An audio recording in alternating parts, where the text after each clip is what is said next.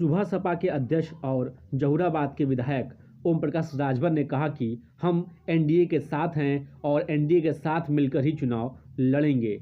India के तमाम नेता हमारे संपर्क में हैं। हम इंडिया के साथ नहीं जा रहे हैं, वो बल्कि हमारे साथ आने के लिए आतुर हैं। अगर साथ नहीं आए तो चुनाव में हमारी मदद जरूर करेंगे। महंगवा गांव में पार्टी कार्यकर्ताओं की बैठक एवं पत्रकारों से बातचीत में उन्होंने कहा कि सपा के राष्ट्रीय अध्यक्ष अखिलेश यादव जब तक सत्ता में थे उन्हें पिछड़ों की याद नहीं आई। अब सत्ता में नहीं है तो उन्हें पिछड़ों की याद आ रही है। अब सत्ता से बाहर है तो पिछड़ों को बगलाने के प्रयास में जुटे हुए हैं। अब सामाजिक न्याय की यात्रा निकाल रहे हैं। 4 बार सरकार थी तब जातिवाद जनगणना की याद नहीं आई। 27% आरक्षण का लाभ सिर्फ कुछ जातियां ही उठा पा रही हैं। उस आरक्षण को बांटने की याद इनको सत्ता के दौरान क्यों नहीं आई।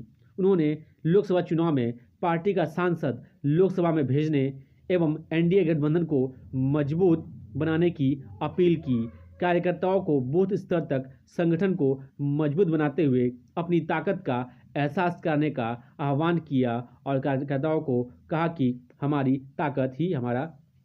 विधायक जी, कल समाजवादी पार्टी के राष्ट्रीय अध्यक्ष अखिलेश यादव ने सामाजिक न्याय यात्रा का शुभारंभ किया है जातीय जनगणना को लेकर, क्या कहना चाहेंगे?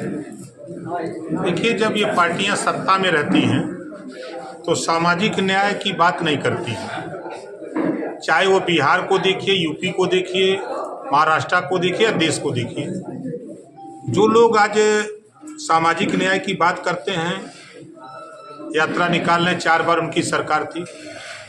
सामाजिक न्याय में उन्होंने नाई गोण पाल प्रजापति बिंद केवट मल्ला धोबी दरकार पासी खटीक जुल्हा दुनिया अंसारी साईं दर्जी फकीर के साथ न्याय किया। क्या इनको न्याय दिलाने की कभी उनकी सोच पैदा हुई? आज ये जो सामाजिक न्याय की यात्रा निकाल रहे हैं जिस मुद्दे को लेके, जब इनकी सरकार थी तो क्या जातिवाद जनगणना याद आई? जब इनकी सरकार थी तो 27% आरक्षण को बांट करके सबके साथ सामाजिक न्याय करने की बात याद आई? 3 सितंबर 2013 को हाई कोर्ट ने आदेश दिया कि 27% आरक्षण का लाभ कुछ जातियां उठा रही हैं, इसको बांट करके सबको दिया जाए।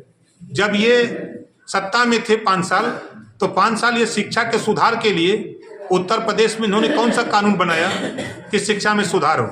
इन्होंने जो गरीबों के बच्चे स्कूल में पढ़ते थे, याद होगा कि जब समाजवादी पार्टी की सरकार थी तो गरीबों के बच्चे सरकारी स्कूल में होमगार्ड की वर्दी पहन करके जाते थे, गरीबों के बच्चे।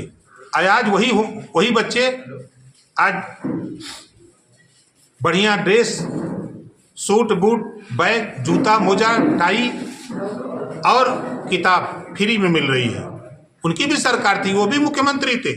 आज जिस सामाजिक न्याय की बात कर रहे हैं, उस विषमता को, जब एक तरफ प्राइवेट के बच्चे खड़े होते थे और सरकारी स्कूल में पढ़ने वाले जब बच्चे खड़े होते थे तो 2 तरह के दिखाई देते थे। लेकिन आज उस विषमता को एनडीए की सरकार में जब मैं शामिल था तो लड़ करके कैबिनेट से पास कराया गया। आज इनको भी यूनिफॉर्म मिला सरकारी स्कूल में, ताकि अब देखने के बाद ये नहीं महसूस होता है कि ये बच्चे होमगार्ड की वर्दी पहन के अलग हैं, ये भी बच्चे पढ़ने जाते हैं। इस तरह का उन्होंने कभी नहीं सोचा। स्वास्थ्य के सवाल पे आज सवाल उठाने वाले लोग क्या सामाजिक न्याय की बात सोचे? जब एम्स बनेगा तो सैफई में, लेकिन आज गोरखपुर में एम्स चालू हो गया। आज मेडिकल कॉलेज गाजीपुर में ही मेडिकल कॉलेज बन गया। इनकी सरकार में क्यों नहीं बना? तो ये जो सामाजिक न्याय का नारा है, शुद्ध रूप से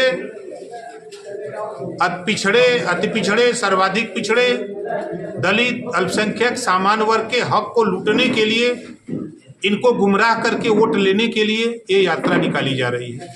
अच्छा, एक बयान आपका काफ़ी चर्चा में है इस समय कि सारे नेता जो है दो मुँहे सांप है। बिल्कुल सही कहा हूँ। किसी नेता का नाम लीजिए, हम बता दें खट से 2 मुहैया हैं कि नहीं।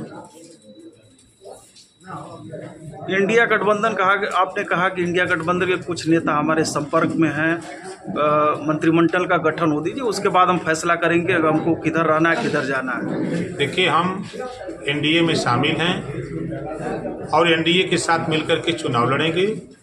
इंडिया गठबंधन के तमाम नेता हमारे संपर्क में हैं, क्योंकि हम सबसे संपर्क में रहते हैं।